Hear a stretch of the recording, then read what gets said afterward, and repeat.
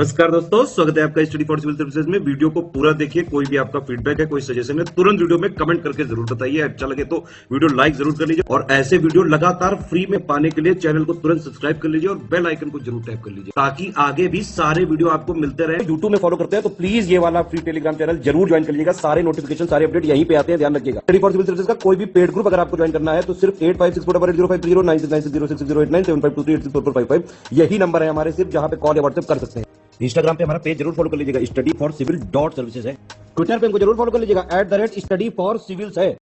नमस्कार दोस्तों, एक बार फिर से आपका बहुत बहुत स्वागत है स्टडी फॉर सिविल सर्विसेज में। और मैं एसके त्रिपाठी आज आप सभी के साथ जो हमारी daily current affairs news analysis की सीरीज है उसको यहाँ पर बाइलिंगुअल मैनर में कंटिन्यू करूंगा, कवर करूंगा। और ये जो आर्टिकल्स हैं वो गवर्नमेंट की सारी जो लीडिंग वेबसाइट्स हैं और जो लीडिंग न्यूज़पेपर्स हैं वहां से कलेक्ट किए जाते हैं, फिर आप लोगों को यहां पर उपलब्ध कराए जाते हैं, जो आप लोगों के लिए स्पेशली फॉर यूपीएससी, सीएससी और उसके साथ ही जो आपके स्टेट पीसीएस के एग्जामिनेशन होते हैं उनके लिए प्रीलिम्स और मेंस दोनों ही दृष्टिकोण से लाभदायी सिद्ध होगी ये सीरीज। तो आप लोग इस सीरीज को सतत रूप से देखें और इसका महत्तम लाभ भी अर्जित करें। साथ ही दोस्तों, अगर आपने इस वीडियो में 10,000 लाइक्स का टारगेट कंप्लीट किया तो आप लोगों को जो पीडीएफ है इसकी वो फ्री ऑफ कॉस्ट हमारे टेलीग्राम के चैनल पर उपलब्ध कराई जाएगी। उसके लिए आप हमारे टेलीग्राम का चैनल जरूर ज्वाइन कर लिए, साथ ही जो हमारा इंस्टा का पेज है उसको भी जरूर फॉलो कर लीजिएगा।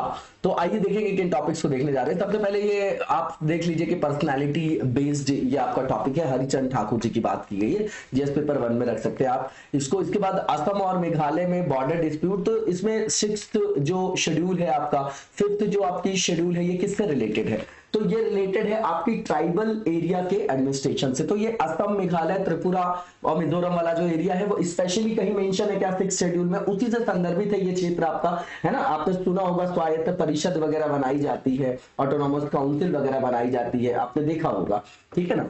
तो इसको हम देखेंगे, ये इंपॉर्टेंट क्वेश्चन है और ये जीएस पेपर 2 का पार्ट है, पॉलिटी का बिल्कुल कोर। इसके बाद फॉरेक्स रिजर्व की बात करेंगे। ये वही चीज है कि फॉरेक्स रिजर्व वो चीज होती है जिसको आप ऐसे समझ सकते हैं विदेशी मुद्रा भंडार। मतलब मान लीजिए कि हमारे यहाँ जो है बहुत ज्यादा इन्फ्लेशन हो गया, तो मतलब इन्फ्लेशन का मतलब क्या हो गया, डॉलर के कंपैरिजन में हमारे जो इंडियन रुपी है उसकी वैल्यू कम हो गई, ठीक।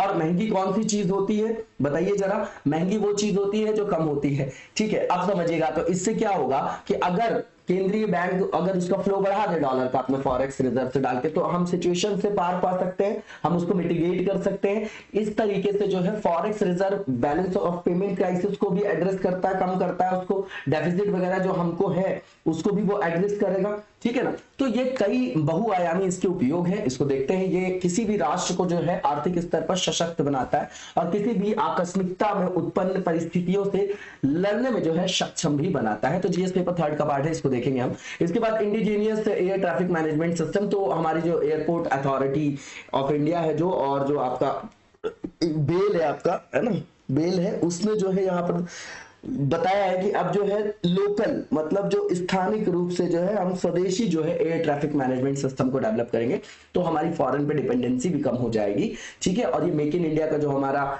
विजन है उसको भी ये मोबिलाइज करेगा। तो इसको देखेंगे, 3rd पेपर का पार्ट है ये आपका। इसके बाद अर्थ डे की बात करेंगे। आप लोगों को पता होगा 22 अप्रैल को जो है पृथ्वी दिवस मनाया जाता है। इसी तरीके से अर्थ आवर भी होता है, इसको देखेंगे, एनवायरमेंट का पार्ट है और ये जीएस पेपर 3rd में आप इसको रख सकते हैं। इसके बाद फर्स्ट टॉपिक को हम जो है डिटेल में देखेंगे।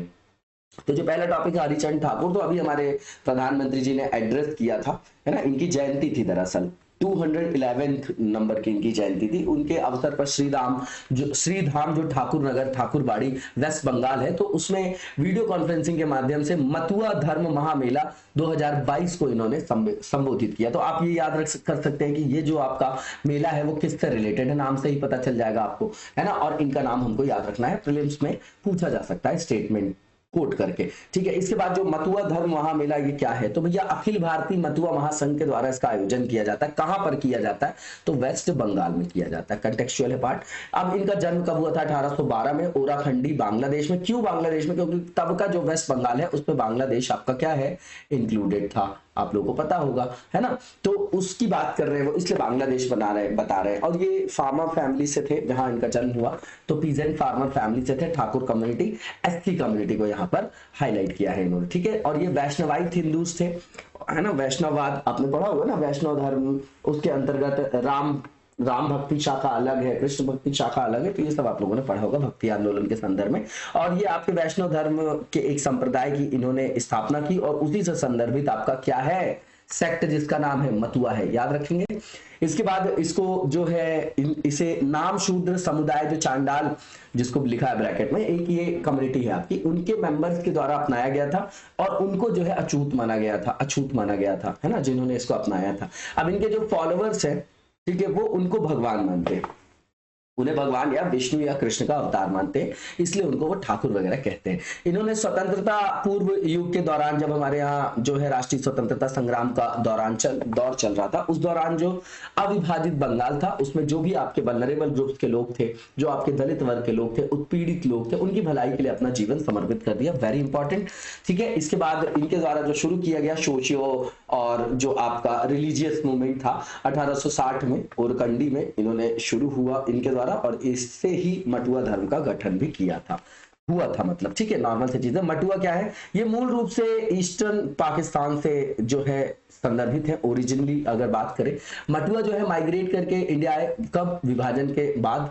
है ना, और जब आप 2 बार आए, है ना, विभाजन जब हुआ भारत का, और एक बार जब बांग्लादेश बनता है 1971 में, है ना, मुक्ति संग्राम वगैरह, मुक्ति सेना वगैरह आप लोगों ने सुना होगा।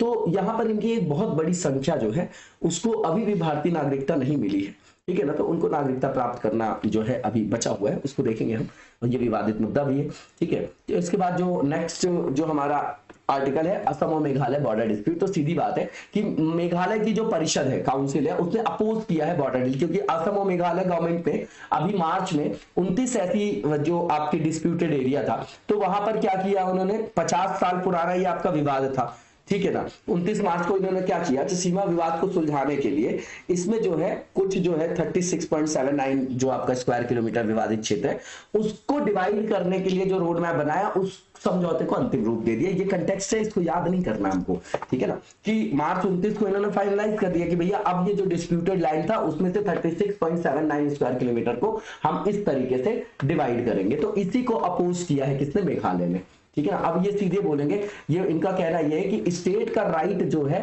वो प्राइवेट लैंड पर नहीं है, यहाँ पर स्वायत्तता के मुद्दे का भी जो है यहाँ पर मुद्दा बनेगा, ठीक है। अब की पॉइंट देखते हैं इसमें हम क्या है इंपॉर्टेंट। तो असम और मेघालय दोनों एक ही था, और फिर बाद में डिवाइड करके जो है उसको अलग किया जाता है। अब मैप में भी देखेंगे तो आपको समझ में आ जाएगा, ठीक है। तो अब आप देखिए कि जो आपका असम और मेघालय है, वो शेयर कितना करता है, तो 885 किलोमीटर लॉन्ग बाउंड्री, तो यहां पर तो डिस्प्यूट होगा। 12 पॉइंट ऐसे जो डिस्प्यूट के हैं बॉर्डर के साथ। तो दोनों जो गवर्नमेंट है, जो 2 गवर्नमेंट है, उन्होंने ये जो अभी 12 विवादित क्षेत्र हैं, ठीक है ना, उनमें से 6 को अपने नियंत्रण में ले लिया मार्च 2022 में। मेघालय को बनाया कैसे गया था, तो असम पुनर्गठन अधिनियम आया था 1971, उसी के तहत जो है असम से अलग करके बनाया गया था। अब तो डिस्प्यूट होना ही है क्योंकि उसी के अंदर से निकला हुआ है, ठीक है। यही जो है इस अधिनियम को चुनौती दी गई, जिसके कारण अभी विवाद हुआ है, ठीक है ना। इसमें मेन बोन ऑफ कंटेंशन जो एक विवाद का मुद्दा है असम और मेघालय के बीच में, वो आपका एक जगह है, एक डिस्ट्रिक्ट है वेस्ट गारो हिल्स में, गारो खासी जयंती आप लोगों को पता होगा, ठीक है ना। सबसे ज्यादा बारिश होने वाला भी एरिया है, क्योंकि ब्लॉक हो जाती है वहां पर जो मानसूनल विंड्स आती है आपकी, है ना, इसलिए बिल्कुल जबरदस्त बारिश होती है वहां पर, ठीक, ट्रैप हो जाती है वहां पर वो, ठीक है। तो यहाँ पर ये बताया जा रहा है कि ये जो आपका लंगपी है ना, लंगपी जो आपका डिस्ट्रिक्ट है वेस्ट गारो हिल्स में मेघालय में, वो जो है इनके बीच मेन जो विवाद का मुद्दा है, ठीक है। और असम जो है इसको क्या मानता है, अपने राज्य में मिकिर हिल्स का हिस्सा मानता है, ठीक है ना। मिकिर हिल्स कहाँ, असम में, और उसका वो हिस्सा मानता है। अब समझिए कि खासी हिल्स जो है उसके अंतर्गत ऑटोनॉमस डिस्ट्रिक्ट काउंसिल ने क्या क्लेम किया है, वो भी ये बोल रहा है कि खासी पहाड़ी जो स्वायत्त जिला परिषद है, उसने ये दावा किया है कि विवादित क्षेत्र जो है, जो विवादित क्षेत्र है वो प्राइवेट लैंड है, प्राइवेट पार्टीज की है, ठीक है। तो जो मेघालय गवर्नमेंट है उसके पास तो प्राधिकार ही नहीं है ना, कोई राइट्स ही नहीं है उसके पास, कोई अथॉरिटी नहीं है कि वो जो है असम को सौंप दे, भैया जब आपकी होगी जमीन तब तो आप किसी को सौंपोगे, उनका कहना ये है। इसके बाद मेघालय गवर्नमेंट जो है उन्होंने बताया कि जैसे मेघालय सरकार को जो यहाँ पर दिया गया है प्राधिकार की उचित मुआवजा देना है, मान लीजिए वहां पर अधिग्रहण हो रहा है भूमि का, है ना, उससे रिलेटेड अधिकार और रिहेबिलिटेशन पुनर्वास वगैरह के संदर्भ में जो अधिनियम 2013 का बनाया गया, उसकी जो धारा 41 है उनके अनुसार ये भी आवश्यक है कि आप परिषद से पहले क्या लें, आवश्यकता है कि आप परिषद की सहमति लें, है ना, उनकी कंसेंट ले, उसके बाद आप निर्णय लें। इसके बाद आप देखेंगे कि जो खासी हिल ऑटोनॉमस डिस्ट्रिक्ट काउंसिल है, ये 3 ट्राइबल काउंसिल में से एक है ना, मेघालय में। ठीक, इसको क्यों बनाया गया था? तो भैया इसको भारतीय संविधान से प्राधिकार प्राप्त है, जो आपका 6वीं अनुसूची में दिया गया है। बहुत इंपॉर्टेंट है ना, ये बहुत इंपॉर्टेंट है। और इसमें निर्दिष्ट जो भी क्षेत्र है उसके भीतर सरकार के रूप में कार्य करता है। ये नॉर्मल सा पॉइंट है, इसको ये जानिए कि जो खासी हिल्स ऑटोनॉमस डिस्ट्रिक्ट काउंसिल है, वो 3 जो ट्राइबल काउंसिल है मेघालय में जो क्रिएट की गई है ना, 3 जो है ना, जो 3 आदिवासी परिषद है उसमें से एक है। और इसको प्राधिकार कहां से मिले? तो भैया भारतीय संविधान संवैधानिक इनको प्राधिकार मिला 6 शेड्यूल से। ठीक, अब जो रेसिडेंट्स हैं बॉर्डर में जो रह रहे हैं, है ना, असम और मेघालय के गांव में, उनको ये डर है कि भैया वो कहीं अपने ट्राइबल राइट्स को ना खो दे यहाँ पर, है ना, मेघालय से अलग हो गए तो। ठीक है, और इसके बाद जो 5वीं अनुसूची के प्रावधान है, असम, मेघालय, त्रिपुरा, मिजोरम राज्यों के अलावा किसी अन्य राज्य में कहीं पर भी जो एससी जो क्षेत्र जो है नोटिफाइड किया जाता है प्रेसिडेंट के द्वारा, आप लोगों ने पढ़ा होगा, तो जो अनुसूचित क्षेत्र है, अनुसूचित जनजातियों के जो प्रशासन और नियंत्रण है वो उस पर लागू होता है। ये 5th जो आपका शेड्यूल वो बता रहे हैं। और 6th शेड्यूल देखिए, समझिएगा, मैं आपको 2 चीजें बता देता हूँ। 6th और 5th को ऐसे याद कर लीजिए। आपकी 5th में पेशा वाले जो आपके एरिया हैं वो ज्यादा आते हैं, मतलब 6th में असम, मेघालय, त्रिपुरा, मिजोरम वाले क्षेत्र आएंगे। इसको छोड़ के जो क्षेत्र बचे आपके जनजाति क्षेत्र, वो आपके 5वीं अनुसूची में है। और यहाँ पर इनके प्रशासन और नियंत्रण की बात की गई है ताकि इनको स्वायत्तता दी जाए, इनकी जो रूढ़िगत चीजें हैं उनको बनाए रखा जाए, प्रथा को बनाए रखा जाए, और उसमें जो है वो किस तरीके की नीतियों को अपनाए कि इतना हस्तक्षेप ना करें कि उनकी स्वायत्तता पर जो है असर पड़े, और उनके अधिकारों का जो है संरक्षण करके उनको सशक्त किया जा सके। नॉर्मल सी चीज है। और जो 6वीं जो अनुसूची उसमें किसके प्रशासन की क्षेत्र की बात है? तो उत्तर पूर्वी राज्य जो आपके सब उत्तर पूर्वी है, असम, मेघालय, त्रिपुरा, मिजोरम। 5th जो शेड्यूल है उसमें याद रखिएगा मैक्सिमम क्षेत्र आपके पेशा वाले आएंगे, पंचायत एक्सटेंशन वाला आपने पढ़ा होगा एरिया। इसमें जो मेन प्रोविजन 6 शेड्यूल के हैं वो क्या है वो देख लेते हैं। तो 4 राज्य इसमें कौन कौन से हैं? असम, मेघालय, त्रिपुरा, मिजोरम। तो असम, मेघालय में जनजातीय क्षेत्र, और त्रिपुरा और मिजोरम को जो है स्वायत्त जिलों के रूप में वहां पर क्या किया गया? गठित किया गया। ठीक है, लेकिन ये भी समझ लीजिए कि जो संदर्भित राज्य है उनकी एग्जीक्यूटिव अथॉरिटी से ये बाहर नहीं है, ये समझिएगा। अब यहाँ पर गवर्नर को एम्पावर किया गया है कि वो ऑर्गेनाइज करे, वहां पर रीऑर्गेनाइज करे, किसको? ऑटोनॉमस डिस्ट्रिक्ट को गवर्नर को ही किया जाता है, याद रखिएगा। अब ये यहाँ पर क्या कर सकते हैं? मान लीजिए उनको ये प्राधिकार दिया गया, तो वहां पर एरिया को किस तरीके से बढ़ाना है, घटाना है, उसका नाम चेंज करना है, या उसकी बाउंड्रीज को डिफाइन करना है, ये सब कौन करेगा? गवर्नर करेगा वहां पर। ठीक है, और इसके बाद राज्यपाल को यह भी प्राधिकार प्राप्त है कि वो कई स्वायत्त क्षेत्रों में इसको विभाजित कर सकता है। क्यों? क्योंकि वहां पर कई सारी जनजातियां, आप देख लिए, दाफला हो गई, है ना, अबोर हो गई, आपकी गारो, खासी, जयंतिया बहुत सारी हैं आपकी, है ना, मैतेई वगैरह भी आप लोगों ने पढ़ा होगा। तो बहुत सारे वहां पर जो है जनजातियां, बहुत सारी डाइवर्सिटी है। ठीक है ना। तो इसके बाद यहाँ पर ये लिखा है, इसका जो है आपका ये बता रहा है कि इसका संगठन कैसा है स्वायत्त जिले का। तो हर प्रत्येक स्वायत्त जिले में एक जिला परिषद होती है। अब उसमें 30 मेंबर होते हैं, जिसमें से 4 को नॉमिनेट करता है कौन? गवर्नर। इसके बाद जो बचे हुए 26 है वो एडल्ट फ्रेंचाइजी से वयस्क मताधिकार के आधार पर चुने जाते हैं। और जो निर्वाचित सदस्य उनका टर्म कितना होगा? तो 5 साल की अवधि के लिए चुने जाते हैं। डिस्ट्रिक्ट और जो आपके रीजनल काउंसिल्स हैं वो अपनी जो भी उनका क्षेत्रीय जो आपका जुरिस्डिक्शन का क्षेत्र है, उनका जो उनको क्षेत्रीय प्राधिकार दिया गया, उसके अंतर्गत वो जनजातियों के बीच में मान लीजिए कोई डिस्प्यूट है, मुकदमा है, मामले है, तो उसकी सुनवाई के लिए वो अदालतों का भी गठन कर सकते हैं और ग्राम परिषद का भी, ये याद रखिएगा। इसके बाद वे उनसे अपील को भी सुन सकते हैं, इसके लिए भी प्राधिकार दिया गया है ना, अपील वगैरह होती है। जैसे अपीलिएट आप जो है देखते होंगे, प्राधिकार किसका देखते होंगे? सुप्रीम कोर्ट का, हाई कोर्ट का, है ना, ऐसा किया जाता है। तो इन मुकदमों और मामलों पर जो उच्च न्यायालय का किस तरीके का क्षेत्राधिकार होगा वो भी डिसाइड किया जाता है, किसके द्वारा? तो गवर्नर वहां पर स्पेसिफाइड करता है ना, कि कौन से सूट्स और केसेस को जो है वो जो है किसके अंतर्गत रखना है? हाई कोर्ट की जुरिस्डिक्शन के अंतर्गत, है ना। तो वो गवर्नर जो है वहां पर एम्पावर्ड है। कुल मिला के आप देखेंगे तो गवर्नर को जो है ज्यादा पावरफुल बनाया गया। ठीक है, अब इसके बाद डिस्ट्रिक्ट काउंसिल जो है वो स्टैब्लिश कर सकती है, बना सकती है, मैनेज कर सकती है क्या क्या? प्राइमरी स्कूल हो गया, डिस्पेंसरीज हो गया, मार्केट फेरीज हो गए, फिशरीज हो गए, रोड्स हो गए, और भी जो वहां पर आवश्यक जो है जैसे अवसंरचना के अंतर्गत जो भी आयाम आएगा वो उसको क्या कर सकती है? बना सकती है। इसके बाद इनको भू राजस्व का आकलन भी करने का प्राधिकार है और संग्रह करने का भी अधिकार है और कुछ निर्दिष्ट कर लगाने का भी अधिकार है। किसको? जिला और जो आपकी क्षेत्रीय परिषद है। इसके बाद आप देखेंगे कि संसद और राज्य विधायिका के जो अधिनियम होंगे वो यहाँ पर लागू नहीं होंगे, क्योंकि वहां पर हमने इसीलिए अलग से व्यवस्था की है कि उनकी रूढ़िगत जो प्रथाएं हैं उनको लेकर उनका विकास किया जा सके। ठीक है, तो यहाँ पर क्या है कि अब अपवादों की स्थिति अलग है। अब हमारे नेशनल सिक्योरिटी का मुद्दा आ गया है ना, वहां पर इंटरनल सिक्योरिटी को थ्रेट हो गया तो फिर वो अलग बात है ना, लेकिन इनको ऑटोनॉमस बनाया गया है। ठीक है, मतलब कुछ जो एक्सेप्शन है उसमें कुछ जो है वहां पर स्पेसिफिक जो है मॉडिफिकेशन किए जा सकते हैं। ठीक है, ठीक। अब यहाँ पर जो है, यहाँ पर ये समझिए कि है ना, अब यहाँ पर क्या है, राज्यपाल जो होगा, स्वायत्त जिला जो होगा, क्षेत्र का प्रशासन होगा, उससे संबंधित मान लीजिए कोई मामला चल रहा है, इश्यू चल रहा है, तो उसमें वो कोई जांच करने के लिए, उसको रिव्यू करने के लिए, रिपोर्ट करने के लिए जो है एक कमीशन नियुक्त कर सकता है और वो आयोग की सिफारिश पर किसी भी जो है उसको, जो डिस्ट्रिक्ट और रीजनल काउंसिल है उसको डिसॉल्व भी कर सकता है ना।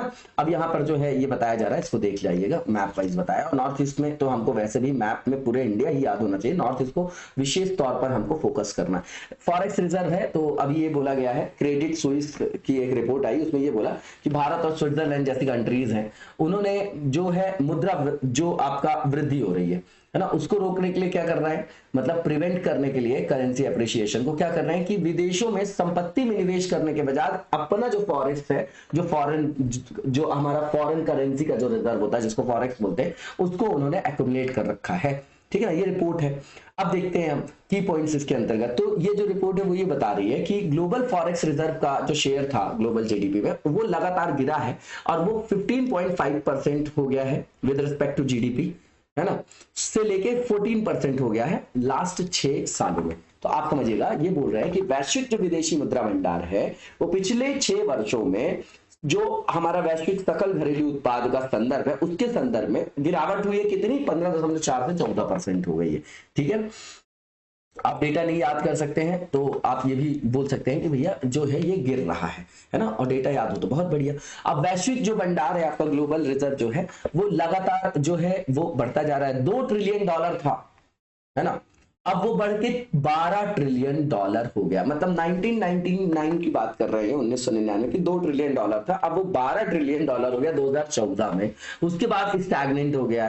तो ये जो शेयर है ग्लोबल जीडीपी का, है ना, मतलब इसका जो शेयर है वैश्विक सकल घरेलू उत्पाद के शेयर के रूप में अगर इसको हम देखें तो 2000 में 5.5% था, 2014 में 15.5% था, है ना, 5.5 और 15.4% है ना। अब इसका स्तर जो है 14% से नीचे है। यहीं पर आप देखेंगे तो जो ग्लोबल आपका फॉरेक्स रिजर्व है उसमें अमेरिकन डॉलर का जो हिस्सा है, शेयर है, तो 1999 में 71% था, ये 2021 में 59% हो गया। चाइनीज युआन रिनमिनवी का शेयर जो है 2.7%। रशिया इसमें 4th पोजीशन जो है वो होल्ड करता है। ठीक है, तो अब विदेशों में संपत्ति जमा करने वाले जो आपके फॉरेक्स में गिरावट का एक कारण बने हुए हैं। ठीक, समझिएगा कि कंट्रीज जो है एक्युमुलेट कर रही एसेट्स अब्रॉड में, ये एक आपका सबसे बड़ा रीजन है जिससे डिक्लिनेशन देखा जा रहा है, डिक्लाइन देखा जा रहा है फॉरेक्स रिजर्व में। ठीक, अब कंट्रीज जैसे चाइना है वो फोकस करती है कि भैया विदेशों में भी एसेट्स को जो है एक्युमुलेट करो, है ना, तो वो ज्यादा फॉरेक्स रिजर्व पे ध्यान नहीं देते। अब फॉरेक्स रिजर्व के बारे में देख लेते हैं, इंपॉर्टेंट है। अब जैसे फॉरेक्स रिजर्व के अंतर्गत क्या आएंगी, है ना, एसेट तो है ये हमारी परिसंपत्ति, संपत्ति और परिसंपत्ति में अलग फर्क होता है। बताइए जरा कमेंट बॉक्स में क्या होता है।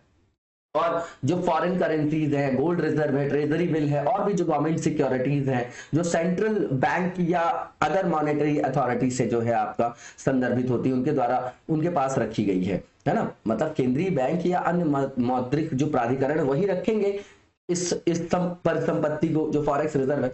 तो उसमें क्या क्या आएगा, तो उसमें क्या क्या आएगा आपका, इसमें आएगा विदेशी मुद्राएं, स्वर्ण भंडार, ट्रेजरी बिल, सरकारी प्रतिभूतियां, याद रखिएगा। अब ये जो है इसका संरक्षक कौन है, कस्टोडियन, तो भैया आरबीआई होगा हमारे यहाँ। आरबीआई का जो एक्ट 1934 का है, उसके अलावा फॉरेन एक्सचेंज मैनेजमेंट एक्ट 1999 जिसको फेमा बोलते हैं, ये आपके लीगल ग्राउंड है, लीगल प्रोविजन है जिसके द्वारा भारत में फॉरेक्स रिजर्व को गवर्न किया जाएगा, प्रशासित किया जाएगा, मैनेज किया जाएगा। अब समझिए अगर फॉरेक्स रिजर्व ज्यादा है तो हमारे जो कॉन्फिडेंस को भी बिल्ड करेगा मार्केट में, ठीक है ना, किसी भी कंट्री के। ठीक, और ये आपकी जो भी एक्सटर्नल शॉक्स वगैरह होते हैं, एक्सटर्नल ऑब्लिगेशन है ना, उसमें भी हमको हेल्प करेगा कि मान लीजिए कोई शॉक लगने वाला है, जैसे अभी क्राइसिस हुआ, अब हमारे पास कमी हो गई है ना फॉरेक्स की, क्योंकि हम इंपोर्ट कर रहे हैं क्रूड ऑयल का मैक्सिमम पार्ट, तो वहां पर भी हेल्प कर सकता है। तो इस तरीके की परिस्थिति में हमारी कॉन्फिडेंस को बढ़ाएगा। इसके बाद ये इन्फ्लुएंस करता है फॉरेन एक्सचेंज रेट को भी, करेंसी के, आप लोगों को पता होगा, और स्टेबिलिटी को इंश्योर करता है फाइनेंशियल मार्केट में। जैसे अभी आप देख रहे हैं कि फ्लक्चुएशन बहुत है ना मार्केट में, तो जितना फॉरेन एक्सचेंज रिजर्व बढ़ेगा उतना जो है रुपये की स्थिति, भारतीय रुपए की स्थिति भी सुदृढ़ होगी, किसके सापेक्ष, डॉलर के। इसके बाद अगर ये बढ़ता है फॉरेक्स रिजर्व जो है आपका, तो ये एक कुशन की तरह काम करेगा। बैलेंस ऑफ पेमेंट क्राइसिस को भी ये आपका एड्रेस कर पाएगा, वहां पर उससे हमको बचा पाएगा। उसके बाद मान लीजिए कि हमारा फॉरेक्स रिजर्व जो है बढ़ रहा है, तो सेंट्रल बैंक जो है उसको बैकअप फंड के रूप में रख सकती है, ठीक है, बैकअप फंड के रूप में लग सकती है। अब मान लीजिए कि जब राष्ट्रीय मुद्रा का तेजी से अवमूल्यन का मतलब ही इन्फ्लेशन होता है, तो फिर केंद्रीय बैंक जो है उसको यूज कर सकती है। अगर सप्लाई कम हो गई डॉलर की, तो सप्लाई बढ़ा देगी, तो उसको एडजस्ट कर देगी इन्फ्लेशन को। वही चीज है यहाँ पर ये भी बोला जा रहा है कि सरकार को जो है आपका आपातकालीन परिस्थितियों से निपटने के लिए उससे जो है सक्षम बनाती है सरकार को। अभी तक अगर बात करें 8 अप्रैल 2022 तक, तो भारत का जो आपका विदेशी मुद्रा भंडार है $604 बिलियन था, है ना। इसको आप राउंड फिगर में अपने पास रख सकते हैं, इंपॉर्टेंट है। अब कंपोजिशन क्या है भारत में फॉरेक्स रिजर्व का, तो इसमें 4 आयाम है, इसके 4 कैटेगरीज है। पहला फॉरेन करेंसी एसेट है, उसके बाद गोल्ड है इसमें, इसके बाद एसडीआर है जो आईएमएफ में एक तरीके का आपका कोटा है, एक तरीके से ऐसे समझ लीजिए, इंटरनेशनल रिजर्व के रूप में इस एसेट को रखा जाता है ना। आईएमएफ में 1969 में जो है इसको इंटरनल अकाउंटिंग पर्पस के संदर्भ से बनाया गया था, ठीक है ना। तो याद रखिएगा एसडीआर किससे रिलेटेड है, ये याद रखिएगा, कब बिल्ड किया गया, कब बनाया गया, इसको कब सेटअप किया गया, वो जरूरी है इसको जानना इसके बारे में। अंतरराष्ट्रीय जो मुद्रा कोष है उसने अपने जो आपकी मेंबर कंट्रीज है उनको ये जो है अधिकार आवंटित किए हैं, जिसको स्पेशल ड्रॉइंग राइट्स बोलते हैं। इसको पेपर गोल्ड के नाम से भी जाना जाता है। दूसरा रिजर्व जो आईएमएफ के साथ है उसको रिजर्व ट्रेंच के नाम से जाना जाता है ना। रिवर्स ट्रेंच पोजीशन जो है वो आपका, ये एक तरीके का डिफरेंस है, ठीक है ना, कि आईएमएफ में कोई भी कंट्री होल्ड कितना कर रही है उसकी कंट्री का करेंसी, और वहां पर आईएमएफ के द्वारा उसका डेजिग्नेटेड कोटा क्या है, तो दोनों के बीच का डिफरेंस होता है ये आपका, ठीक है ना। इसके बाद जो नेक्स्ट टॉपिक है हमारा indigenous air traffic management system, तो इसमें अभी कोलैबोरेशन किया है बेल ने, भारत इलेक्ट्रॉनिक्स लिमिटेड और एयरपोर्ट अथॉरिटी ऑफ इंडिया, जिसको AAI बोलते हैं आप। तो मेक इन इंडिया इनिशिएटिव के अंतर्गत ये इनिशिएटिव लिया गया कि अब भैया एयर ट्रैफिक कंट्रोल सिस्टम जो है हम अपना डेवलप करेंगे, उससे फॉरेन पे डिपेंडेंसी भी कम होगी हमारी, और हम जो है ज्यादा सुरक्षा के आयाम पे सुदृढ़ हो सकेंगे, ठीक है। तो इंडिजीनियस जो है इस तरीके की प्रणालियों को ये विकसित करेंगे, उसके लिए इन्होंने कोलैबोरेशन किया। इसके अंतर्गत जो है आपका ये संयुक्त रूप से इसको डेवलप करेंगे, किसको, जो civil air traffic management system है। इसके अलावा advanced surface movement guidance and control system भी, ये complex ground based surveillance system होगा जो मैनेज करेगा किसको, हवा के यातायात को या एयर ट्रैफिक को। इसका पर्पस क्या है, तो सीधी बात है सेफ्टी इंश्योर करना है, सेपरेशन जो है मेंटेन करना है, मल्टीपल एयरक्राफ्ट और इफिशिएंट मैनेजमेंट करना है, ऑपरेशन को भी इफिशिएंट बनाना है, कहां पर, एयरपोर्ट्स में। तो जो एडवांस्ड आपका सरफेस मूवमेंट गाइडेंस है और जो कंट्रोल सिस्टम है, इसके अंतर्गत क्या क्या रहेगा, तो रूटीन मतलब राउटिंग है आपका, गाइडेंस है, सर्विलियंस फैसिलिटी है, किस संदर्भ में, तो एयरक्राफ्ट में ऑन द ग्राउंड, और इसके अलावा जो सेफ सरफेस मूवमेंट है उसको भी इंश्योर करना है, और वो भी सभी मौसम में, है ना, मतलब ऑल वेदर कंडीशंस में एयरपोर्ट में। अब ये प्रोवाइड करेगा एयर ट्रैफिक कंट्रोलर जो है आपका, वो क्या, कंप्लीट एयर ट्रैफिक पिक्चर जो है वो शो करेगा, और इसका कवरेज एरिया जो होगा वो इंटरैक्ट करेगा रडार्स वगैरह से। इसको डिप्लॉय किया जाएगा कंजेस्टेड जो आपके एयरपोर्ट्स है वहां पर, और एयर स्पेस में, जो सर्व करेगा बहुत सारे वॉल्यूम जो है हमारा एयर ट्रैफिक का वहां पर सर्व करेगा, और मिलिट्री फ्लाइट्स में भी ये आपका सर्व करेगा। ये रिड्यूस करेगा जो भी डिपेंडेंसी है हमारी एयरपोर्ट अथॉरिटी ऑफ इंडिया की फॉरेन पर, है ना, विदेशियों पर जो है हमारी जो डिपेंडेंसी है उसको कम करेगा। और इसके अलावा इसमें जो कैपेसिटी है वो भी बढ़ेगी, मतलब ये समझिए इंप्रूव होगा ना, सेफ्टी जो आपके आयाम है वो भी जो है इंप्रूव होगा, क्योंकि कैपेसिटी जो है बिल्ट होगी, तो रिड्यूस होगा, जैसे कंट्रोलर वर्कलोड है ना, और वहां पर उन्नयन होगा, जो एयर ट्रैफिक फ्लो है उसमें भी मिनिमाइज होगा, आपका फ्लाइट डिलेज वगैरह कम होगी, एक्सीडेंट वगैरह कम होंगे, है ना। ये सब चीजें आप इसमें देख सकते हैं। अर्थ डे की बात करें तो अभी हमारे प्रधानमंत्री जी ने कहा कि पृथ्वी दिवस में पृथ्वी माता के योगदान के लिए उनका आभार व्यक्त किया उन्होंने, और उनके जो है ग्रहों की, हमारे ग्रह की देखभाल के लिए उन्होंने हमारी प्रतिबद्धता को दोहराने पर जो है जोर दिया। यहाँ पर एक कोटेशन है, बहुत इंपॉर्टेंट है ऐसे के लिए, है ना, बहुत इंपॉर्टेंट है एथिक्स के लिए भी, कि महात्मा गांधी जी ने एक बार कहा था कि प्रकृति के पास जितने इंसान हैं उनकी जरूरतों को पूरा करने के लिए पर्याप्त संसाधन है, लेकिन किसी भी इंसान की लालच को पूरा करने के लिए वो समर्थ नहीं है। ये याद रखिएगा, बहुत इंपॉर्टेंट है, ग्रीड वर्ड यूज हुआ है यहाँ पर, ठीक है। अर्थ डे की बात करें हम तो 22 अप्रैल को मनाया जाता है, प्रतिवर्ष मनाया जाता है।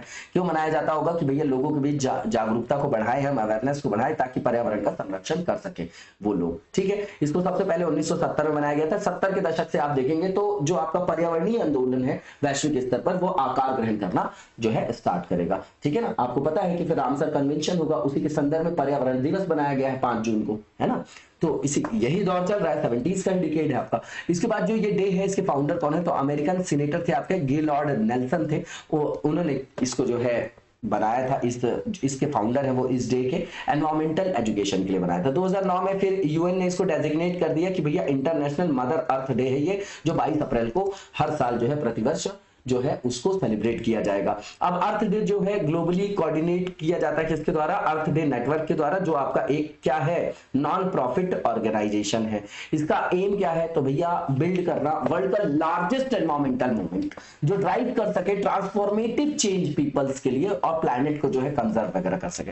पेरिस एग्रीमेंट के अंतर्गत भी जो है ये हमारा जो है प्रतिबद्धता है कि रिड्यूस करें हम ग्लोबल ग्रीन हाउस एमिशन को, ठीक है, पेरिस एग्रीमेंट। और ये जो एग्रीमेंट है वो साइन कहां हुआ था, तो भैया अर्थ डे कब हुआ था, तो अर्थ डे 2016 को ही हुआ था, क्योंकि अर्थ को तो ही बचाने में लगा है पूरा विश्व, है ना, जो आपका क्लाइमेट चेंज वगैरह का संदर्भ में कई बार चर्चा की हमने, आप लोगों ने पढ़ा भी होगा, ठीक है। तो जो थीम थी 2022 की वो क्या थी, तो इन्वेस्ट इन आवर प्लैनेट, ठीक है। और जो थीम 2021 की थी वो रीस्टोर आवर अर्थ था। तो लार्जेस्ट सिविक फोकस्ड डे है जो इस तरीके का मनाया जाता है वर्ल्ड में। अब थ्रेट्स क्या है अर्थ के एनवायरमेंट को, तो सब आप लोगों को पता होगा। इसमें जो बताया पॉलीथीन जो है, पॉलीथिलीन जो है आपका लिखा हुआ है कि one of the most polluting element है वर्ल्ड में, क्योंकि आप लोगों को पता है कि ये परसिस्टेंट ऑर्गेनिक पॉल्यूटेंट्स के अंतर्गत आता है ना, तो जल्दी जो है ये आपका डिग्रेड नहीं होता है ना। आप लोगों को पता होगा कि रिसाइकल भी नहीं हो पाता ये, तो कई सारी इसके जो है नुकसान है, क्योंकि इससे जल भी संदूषण होता है, मिट्टी में भी संदूषण होता है, वायु में भी होता है, मरीन लाइफ के लिए भी ये खतरनाक है। नॉर्मल गाय वगैरह भी जो है कचड़े वाली पन्नी खा के जो है उनकी मृत्यु हो जाती है ना, और ये हेल्थ पे भी जो है इससे बहुत ज्यादा हजार्डस नेगेटिव इंपैक्ट है। तो ये हो गया आपका एक चीज। दूसरा ये डिफॉरेस्टेशन फॉर कमर्शियल पर्सन, ये बात तो पर्पस, ये तो बिल्कुल सही बात है। ग्रीन कवर भी कम होता है, उससे सॉइल कंजर्वेशन जो है, सॉइल भी डिग्रेड होती है, ठीक है ना, पानी ठहरता नहीं है और वाटर रिचार्ज भी नहीं होता है ना, जो आपका ग्राउंड वाटर है वो रिचार्ज भी नहीं होता। तो ये सब जो है ये चीजें है ही है। उस पर से जो हमारे स्वच्छ वायु की आपूर्ति है वो भी कम हो पाती है, तो है ना, ये सारी चीजें हैं। इसके बाद लेसर, अब लोगों के बीच अवेयरनेस भी कम है ना, कि किस तरीके से हमको पर्यावरणीय संरक्षण की ओर देखना है, विश्व में हमारे पर्यावरण को कैसे संरक्षित करना है। अब भारत वगैरह में जैसे इमर्जिंग इकोनॉमीज वगैरह है, वहां हमारे पास अपने जीने खाने और रहने की चीजें अगर बहुत सारे लोगों के पास नहीं, तो उनका पहला क्या होगा, पहला उनका फोकस क्या होगा, पहले हम अपने जो जीवन स्तर है, जो हमारी प्रति व्यक्ति आय है उसको बढ़ा लें, उसके बाद तो करें हम इस तरीके की चीजों में संरक्षण और वो करें, है ना। जब हम ही नहीं रहेंगे तो पर्यावरण, तो ये भी चीजें हैं कि जो कंट्रीज आपकी बहुत अच्छी हैं, प्रति व्यक्ति आय वहां पर बहुत अच्छा है, जीवन स्तर लोगों का बहुत अच्छा है, तो वहां पर एनवायरमेंट के संदर्भ में R&D होती है, वहां पर प्रोटेक्शन ज्यादा अच्छे से हो पाता है, ठीक है ना। अब इसके बाद जो है यहाँ पर ह्यूमन के द्वारा जो प्रकृति का नेचर का, जो आपका प्रकृति का नेचर का जो ओवर एक्सप्लॉइटेशन हो रहा है, ठीक है ना, किसी भी चीज का जब एक कैरिंग कैपेसिटी जो धारणी क्षमता होती है उससे ज्यादा दोहन हो जाता है तो वहां प्रदूषण हो जाता है, और ह्यूमन ने तो जो है एक्सप्लॉइट किया ही है नेचर को, है ना, ओवर, तो वो भी जो है एक बहुत बड़ा खतरा है पृथ्वी के पर्यावरण के। इसके बाद जो नेक्स्ट फेज है हमारा वो MCQ से रिलेटेड है। तो अर्थ आवर के बारे में यहाँ पर स्टेटमेंट दिए गए, बताना कौन सा सही है। तो पहला ये कि 2007 में इसको स्टार्ट किया गया था world wide fund for nature के द्वारा, है ना, अर्थ आवर को एनुअली जो है इसको जो है ना, वार्षिक पहली आपकी एनुअल इनिशिएटिव है, ठीक है। अब world wide fund for nature जो है इसको कब बनाया गया था, किस तरीके की संस्था है, कमेंट बॉक्स में बताइएगा, इंपॉर्टेंट है, यूपीएससी का फेवरेट टॉपिक है ये आपका एनवायरमेंट में, कि जो भी आपके इंस्टीट्यूट्स होते हैं या कोई ऑर्गेनाइजेशन है जो पर्यावरण से संदर्भित है उसके बारे में वो क्वेश्चन पूछता है। इसके बाद जो है इसको मनाया जाता है कब, तो हर साल मार्च के जो है लास्ट सैटरडे को इसको जो है मनाया जाता है। इसमें लोगों को जो है इनकरेज किया जाता है कि भैया 8:30 से 9:30 बजे के बीच जो है जिस दिन ये सेलिब्रेट किया जाएगा लोकल टाइम के हिसाब से, वो अपनी लाइट्स को ऑफ कर दे, तो उतनी बचत हो जाती है, ठीक है ना, लाइट की, ठीक है। तो एनवायरमेंट के लिए पॉजिटिव इंपैक्ट डालता है। इसके बाद अर्थ आवर 2022 जो जिसका थीम जो क्या था वो बता रहे हैं इसमें, तो थीम जो था वो उसका फोकस था ऑन शेप अवर फ्यूचर, बिल्कुल ठीक है, चारों स्टेटमेंट बिल्कुल ठीक है, इसको पहले भी कवर किया था हम लोगों ने। इसका आंसर आपका ऑल ऑफ द अबव हो जाएगा ए, क्योंकि सही ही पूछा गया था। इसके बाद जो नेक्स्ट क्वेश्चन है इसमें आईडेक्स प्राइम के बारे में स्टेटमेंट दिए गए, बताना कौन सा गलत है। तो पहला ये कि राजनाथ सिंह जी ने लॉन्च किया है innovation for defence excellence prime, बिल्कुल ठीक है ये स्टेटमेंट आपका, और ये सही स्टेटमेंट है। इसके बाद इसको लॉन्च किया गया न्यू दिल्ली से 22 अप्रैल 2022 को। इसका उद्देश्य क्या था, तो सपोर्ट करना प्रोजेक्ट्स को, है ना। इसका उद्देश्य था कि रक्षा क्षेत्र में जो भी आपके प्रोजेक्ट्स हैं स्टार्टअप के द्वारा जो आपके रन किए जा रहे हैं, तो स्टार्टअप की मदद के लिए 1.5 करोड़ रुपए से लेके 10 करोड़ रुपए तक के समर्थन वाली जो भी आपके प्रोजेक्ट्स हैं, परियोजनाएं हैं, तो उनको वो क्या करेंगी, वहां पर हेल्प करेंगे, है ना, उनकी आवश्यकताओं की पूर्ति करेंगे। तो तीनों स्टेटमेंट आपके सही है। पूछा जा रहा है कि गलत कौन सा है, तो कोई भी गलत नहीं है यहाँ पर, नन ऑफ द अबव इसका आंसर हो जाएगा। इसी के साथ आज के वीडियो को यहीं पर विराम देंगे, नेक्स्ट वीडियो में कंटिन्यू करेंगे। तब तक लगातार जबरदस्त तरीके से पढ़ते रहिए और आगे बढ़ते रहिए। Thank you so much, best of luck.